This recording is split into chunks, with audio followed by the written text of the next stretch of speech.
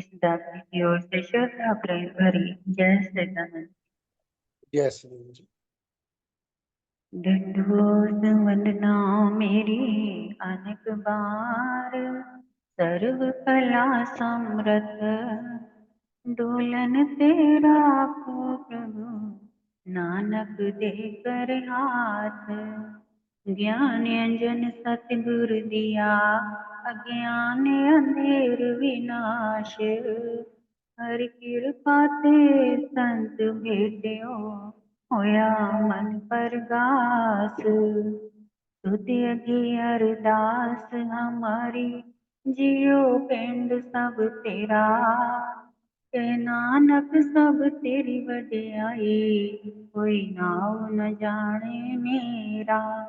मैं कोटा साई करा, मैं अध का भंडार। मैं अपराधी आत्मा, साई शरण समाय। मैं अपराधी आत्मा, सतगुरु बख्शन हार। सौभाग्यशाली गुरुमुख सज्जन मंडली अपनी मस्त चित्तवृत्तियों को एकाग्र करते हुए अपना ध्यान अपने मन मंदिर में श्री परम हंसों की ओर लगाते हुए श्रद्धा प्रेम सहित मीठे स्वर में बोली जयकारा।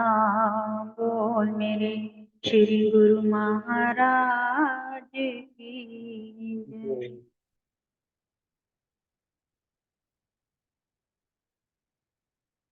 झूठा सुख को सुख कहे, मानत है मदमोद। जगत चबे ना काल का, कछु मुट्ठी कछु गोद।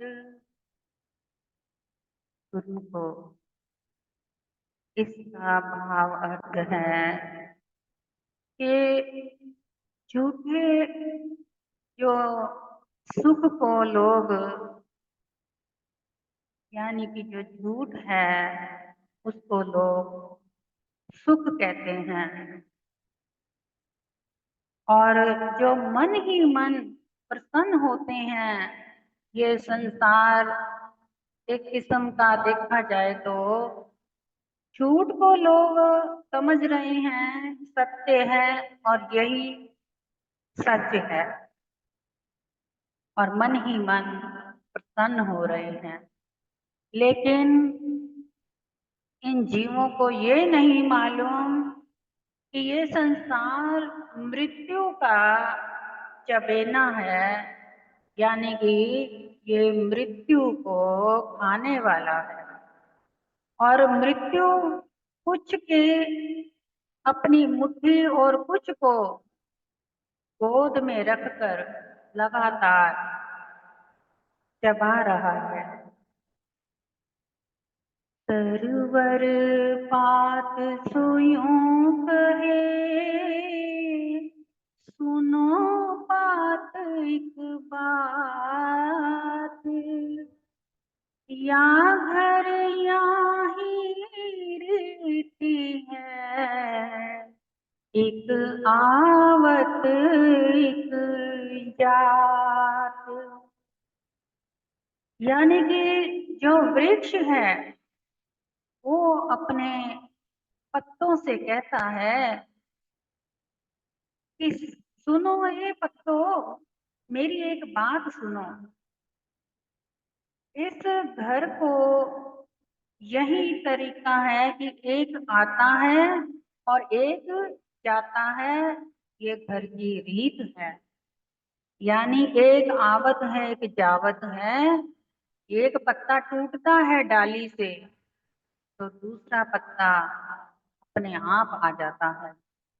इसी प्रकार इस काल माया के संसार में हर एक कोई जीव एक आता है एक जाता है। ये जो मेला है ये सदैव लगा रहता है, और इस मेले में आकर के किसने क्या पाया क्या खोया, इस बात का हिसाब ना कोई जानता है ना कोई रखता है। जिस दिन इस बात का हिसाब कोई जान गया या सत्संग ज्ञान द्वारा रखने लग गया इस बात का ज्ञान, तो उस दिन इस बात को वो समझेगा और मनुष्य जीव अपना जीवन जो है उसी हिसाब से फिर जिएगा। जैसे कि धरती धरती करते एक पग,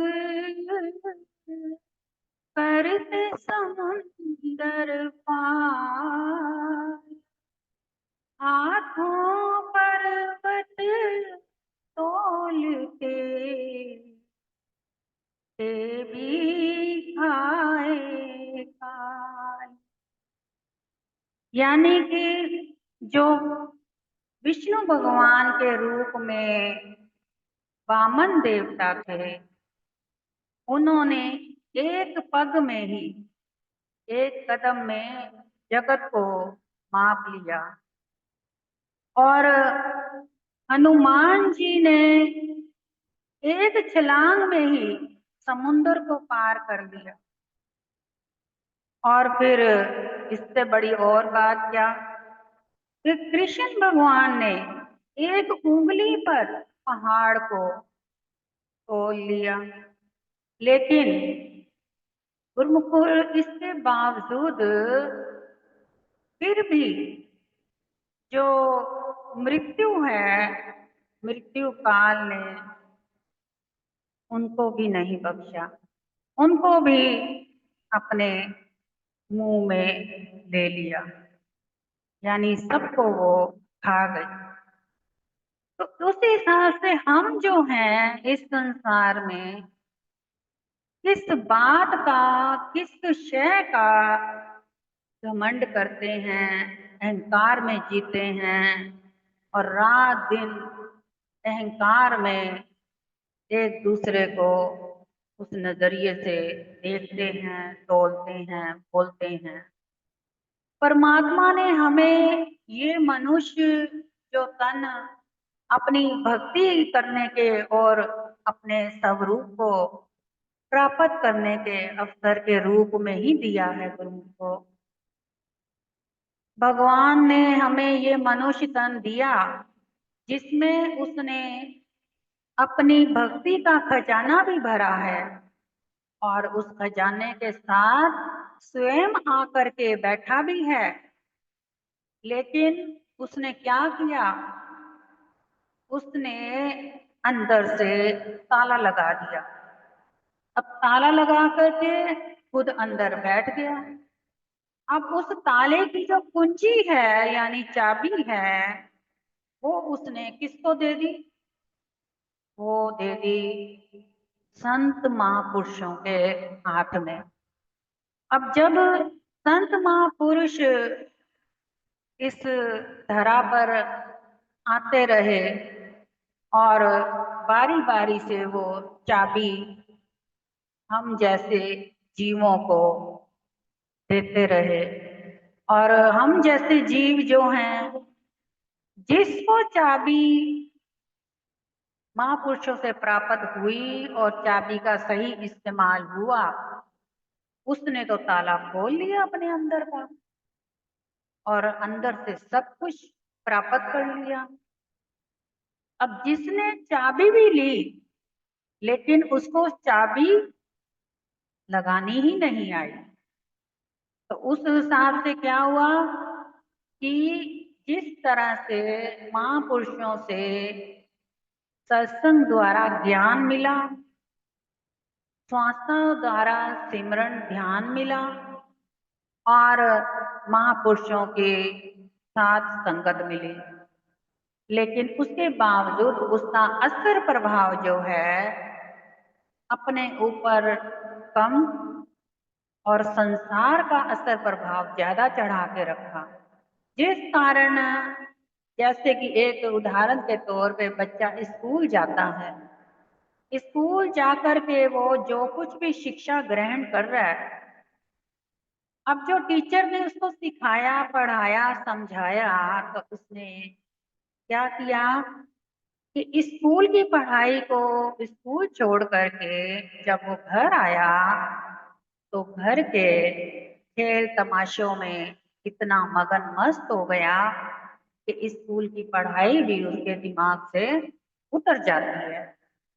वो शुक्र करता है कि स्कूल से छुट्टी हुई है, अब मौका मिला है घर में ऐश प्रस्ती करूंगा, खेलूंगा, कूदूंगा, खाऊंगा, पीऊंगा, अपनी मन मस्ती करूंगा। तो इस प्रकार से फिर जब उसकी माँ या पिता उसको याद दिलाते हैं कि बच्चे अब बहुत हो गया खेलना कूदना, अब समय पढ़ने का भी है, तो कुछ देर बैठ करके अपना जो होमवर्क मिला है स्कूल का वो कंप्लीट करो, उसको भी ध्यान में रखना जरूरी है, वरना स्कूल में आप अच्छे नंबरों पे पास नहीं हो सकते। इसी तरह से गुरुमुखों हमारा भी जो जीवन है, संतों महापुरुषों से सब कुछ मिलता है हमें। ये नहीं कि कोई किसी चीज की कोई कमी है, सत्संग ज्ञान संगत भी, नाम सिमरण ध्यान भी, और महापुरुषों के दर्शन दीदार भी, सब कुछ होने के बावजूद हम जब अपने घर गृहस्थी के कार्यों में या अपने किसी बाहर काम धंधे में इतने व्यस्त अपने आप को कर लेते हैं कि ना तो हमें सत्संग याद रहता है, ना हमें सिमरण याद रहता है, ना ही हमें अंतर ध्यान दर्शन दीदार याद रहता है। अब सत्संग जो सुन रहे हैं, जब महापुरुषों से सत्संग सुन के आए हो, उस सत्संग को आपने सुनना नहीं है। पहले कहा जाता था ना कि ध्यान से सुनो, लेकिन अब ध्यान से सुनना नहीं है, अब ध्यान से उसको ग्रहण करना है। यानी कि शब्द सत्संग ज्ञान जो जो कुछ भी महापुरुष फरमा रहे हैं, उसको अपने जीवन में उतारना है। अपने आप को, जैसे कि एक बच्चे को कोई कहानी सुनाई जाती है, तो वो बच्चा क्या करता है, वो भोला नादान होता है ना, तो उसको कहानी ऐसे समझ में नहीं आती, तो वो कहानी में क्या करता है कि जैसे एक बच्चे के रूप में या किसी आदमी के रूप में वो खुद को देख रहा होता है, और जो जो कुछ उसके साथ हो रहा होता है वो महसूस कर रहा होता है कि फलाने ने मेरे साथ ऐसे किया वैसे किया, मैंने आम लिए, मैंने खाए, मैंने माँ को दिए, मैंने बहन को दिए, भाई को दिए, ये सब कुछ अपने आप पे वो महसूस कर रहा होता है, जिस कारण उस बच्चे को फिर वो कहानी अंदर उसके घर कर जाती है। जब कहानी घर कर गई तो उसके दिल और दिमाग में उसकी एक छाप बन गई, उसको याद रह गई, और आगे जीवन में फिर वो भी उसी प्रकार से, जैसे पहले के समय में दादियां नानियां अपने पोती नाती को एक से एक अच्छी संस्कारी कहानियां सुनाया करती थी कि जिससे हमारे बच्चे जो हैं संस्कारी बने, अच्छी राह पर चले और गलत रास्ते में कभी भटके ना। तो ऐसे कहानी जो है फिर बच्चे सुन करके वैसे ही चलते थे और वैसे ही उनका जीवन भी बन जाता था। तो जिस प्रकार से हमारे अंदर सत्संग ज्ञान गया है, उस ध्यान और सत्संग द्वारा ही हमारे अंदर की जो नाम रूपी चाबी है वो चलनी शुरू हो जाती है। नाम रूपी चाबी जब अंदर चलती है धीरे धीरे, तो अंदर क्या होता है, अंदर से फिर वो प्रकाश उजागर होता है। तो जैसे ही ज्ञान का प्रकाश जागता है, उस प्रकाश के अंदर हमें फिर पहले तो हम खुद को देखते हैं कि हम क्या हैं। फिर हमें जब अपने दर्शन होते हैं, फिर बाद में अपने ही दर्शन के अंदर परमात्मा के दर्शन होने आरंभ हो जाते हैं। क्योंकि महापुरुष फरमाते हैं, जो जो पिंडे सो ही भरमंडे, यानी कि जो हमारा शरीर पिंड देश है, इस पिंड देश में ही पूरा का पूरा ब्रह्मांड समाया हुआ है। अगर हम अपने इस पिंड देश के अंदर ध्यान में रहें, इस संसार की काल माया से दूर रह करके एकाग्रता में, अकेले में, शांति में कुछ समय अपने आप को दें, तभी हमें ज्ञात होगा कि हमारे अंदर तो वाकई ही बहुत विशाल ब्रह्मांड समाया हुआ है। गुरुमुखो, इस बात को प्रत्यक्ष श्री कृष्ण भगवान ने भी करके दिखाया था। जब अपनी माता को, जब उन्होंने मिट्टी खाई थी, तो जब उन्होंने अपना मुंह खोला तो उसके अंदर क्या दिखाया? पूरा ब्रह्मांड दिखा दिया। तो ये ब्रह्मांड हम सबके अंदर है। जरूरत है तो इस ब्रह्मांड को समझने की, देखने की, और वो वाली नजर हमें चाहिए। लेकिन वो नजर कहाँ से मिलेगी? वो अपने रोज रोज की हम जो नाम सिमरन जपेंगे, रोज सत्संग को अपने जीवन में उतारेंगे, यानी कि जो हमने सत्संग में सुना है ना, उसी हिसाब से अपना जीवन भी बनाएंगे, तो धीरे धीरे एक दिन क्या होगा कि हम स्वयं खुद ही संत जीव बन जाएंगे। और जब संत जीव बन जाते हैं तो अंतर ध्यान ऑटोमेटिक होना आरंभ हो जाता है। जब अंदर ध्यान जाता है तो फिर अंदर के नजारे आंखों के सामने अपने आप आने आरंभ हो जाते हैं धीरे धीरे।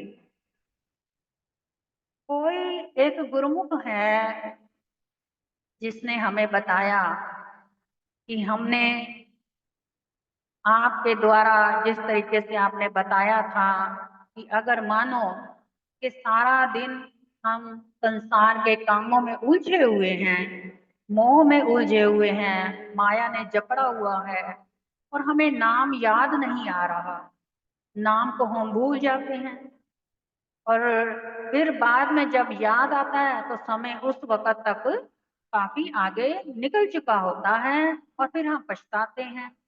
तो ऐसे में हमें क्या करना चाहिए? तो गुरुमुख को हमने, उस गुरुमुख को समझाया कि आप अपनी जो जीवा है ना, उसको सारा दिन फालतू की ना तो पहले आप बातें करें, ना ही ज्यादा बोलने की आदत नहीं होनी चाहिए, क्योंकि जितना ज्यादा बोलते हैं उतनी हमारी जो अंदर की एनर्जी है वो बाहर निकल जाती है, जिससे कि हमारा अंदर का शरीर थक जाता है और फिर हम ध्यान भी भूल जाते हैं, सिमरन भी। तो आदत डालो कि सबसे पहले सारा दिन आप कुछ भी काम धंधा कर रहे हैं, जिस वक्त बात करनी है करें, अगर जिस वक्त जरूरी नहीं है बात, उतनी बात करें जितनी की जरूरी है। फालतू की बातें ज्यादा करने से आप अपना जो इस वक्त हम कीमती समय लेकर बैठे हैं, ये समय हाथ से गवा रहे हैं। अब ये समय बहुत जल्दी, बहुत स्पीड से चल रहा है और ये समाप्त होने को है। अब इस समय हमें क्या करना है कि सारा दिन अपनी जो जीवा है उसको अपने तालू के साथ लगा करके, यानी कि जीवा को उल्टा करके तालू के साथ जोड़ के रखें, जिससे कि आपको इस बात का स्मरण रहेगा कि आपने ना तो ज्यादा बोलना है, और दूसरा, जीवा आपको उल्टी जो हुई होगी, तालू के साथ लगी होगी, उसके द्वारा आपको याद आता रहेगा कि हमने सिमरन भी सांस सांस जपना है। इसी तरह से आपका फिर सिमरन भी श्वास श्वास चलता रहेगा। और आपके सारा दिन की जितनी भी समय की घड़ियां हैं, एक तो वो लेखे लगेंगी, दूसरा आपकी भक्ति बनेगी, तीसरा आपका जन्म सफल होते होते महापुरुषों की प्रसन्नता हासिल करेंगे और इस जन्म मरण के चक्कर से छूट करके अपने महापुरुषों की जोत में जोत जा करके समा जाएंगे। इसी को कहते हैं कि ये जीवन पूरा हुआ। तो ये महापुरुषों के वचन है गुरुमुखो। हाँ, समय फिर होता जा रहा है और जब भगत जी सामने आ जाते हैं हम समझ जाते हैं कि घड़ियां सुई की चल रही हैं जल्दी जल्दी।